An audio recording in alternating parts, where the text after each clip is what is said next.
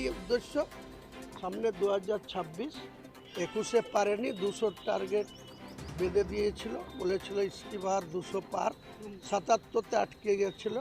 এবার আবার টার্গেট নামিয়ে এনেছে, বলছে 2026-এ নাকি 180, তো ওই 77 থেকে 57-তে আটকে যাবে যতই যা করুন। হাইকোর্টে যে রিপোর্ট দেওয়া হয়েছে সেখানে বলা যায় কোনো রকম ব্যবস্থা নেই।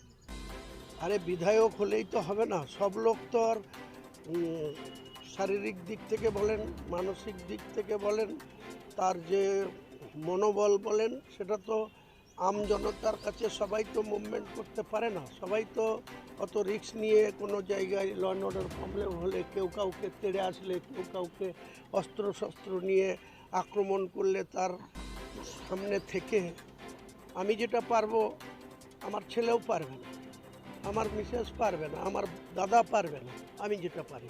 তো সবার দ্বারা সে বিধায়ক জনপ্রতিনিধি, মানে সেখানে যখন কোথাও কিছু গণ্ডগোল শুরু হয়ে গেছে, সেখানে সবাই আমাদের মতো পারে না। আপনি প্রথমে বলেছিলেন যে এই যে ঘটনা ঘটেছে তার জন্য পুলিশের একটা অংশ একদম ইন্টেলিজেন্স ব্যর্থ, এবং এই যে হাইকোর্টে যে রিপোর্ট দেওয়া হয়েছে সেখানেও একই কথা বলা হয়েছে। এখনও বলছি আমি, আমার যা অবজারভেশন, যখন শুরুতেই 11 তারিখে ওমরপুরে ন্যাশনাল হাইওয়ে অবরোধ করা হলো দীর্ঘক্ষণ ধরে, এবং সেখানে অবরোধ তুলতে গিয়ে পুলিশের গাড়িতে অগ্নিসংযোগ করা হলো, অনেক পুলিশ কর্মী আহত হলো, অনেক ব্যক্তি লাঠিচার্জ খেলো, সেটাই গল্লদ ছিল। কারণ এতগুলা লোককে অ্যাসেম্বল করতে দেওয়া, একসঙ্গে জড়ো হতে দেওয়া অনেক সময়ের ব্যাপার।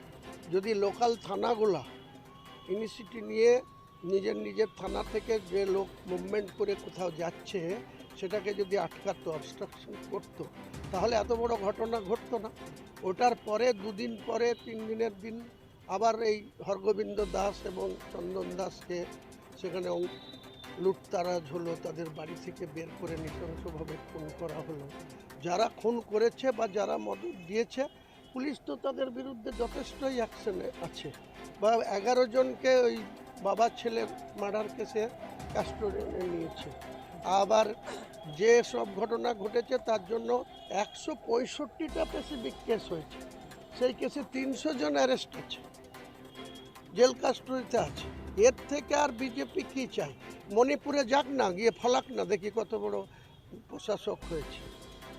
মুখ্যমন্ত্রী তিনি একজন সাংবিধানিকভাবে সর্বোচ্চ পদে আছেন, তিনার রাজ্য পিসফুল থাক, তিনার রাজ্যের মানুষ ভালো থাক, তিনার রাজ্যের মানুষ হিন্দু মুসলমান বৌদ্ধ খ্রিস্টান যারাই আছে সর্বধর্মাবলম্বী মানুষ সম্প্রীতি রেখে চলুন, সেটা তো তিনি বলবেনই।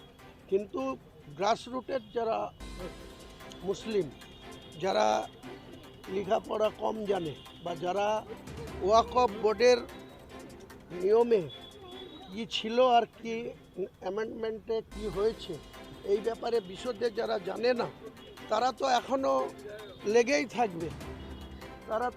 থাকবে, যে তাদের সম্পদ কেউ যেন হস্তক্ষেপ করতে না পারে।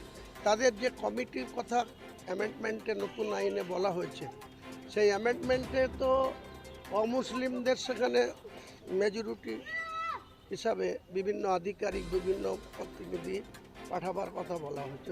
তারা মুসলিম সমাজের এই যে ধরেন মসজিদ বলুন, কবরস্থান বলুন, ঈদগাহ বলুন, মাজার বলুন, অনেক জমি আছে, গরিব মানুষ ওয়াকফের সম্পত্তি ভোগ দখল করে খায়, তাদের ব্যথা বেদনা কোথায়, সমস্যাটা কটা লোক বোঝে?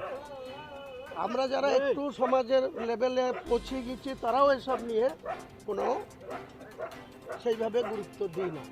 কাজেই মুখ্যমন্ত্রীর কথা বলেছেন, সেটা যেমন তেনার নিশ্চয়ই বলতে হবে, তেমনি গ্রাসরুটের মানুষ যারা, তারা যেটা আতঙ্কগ্রস্ত হয়ে আছে যে ওয়াকফ যে অ্যামেন্ডমেন্ট হয়েছে 2025 সালে, তাতে তাদের স্বার্থ বিঘ্নিত হতে পারে, সেই আশঙ্কায় তারা বিভিন্ন পর্যায়ে আন্দোলন করতে পারে। আন্দোলন করার অধিকার তো কেউ কেড়ে নিতে পারবে না।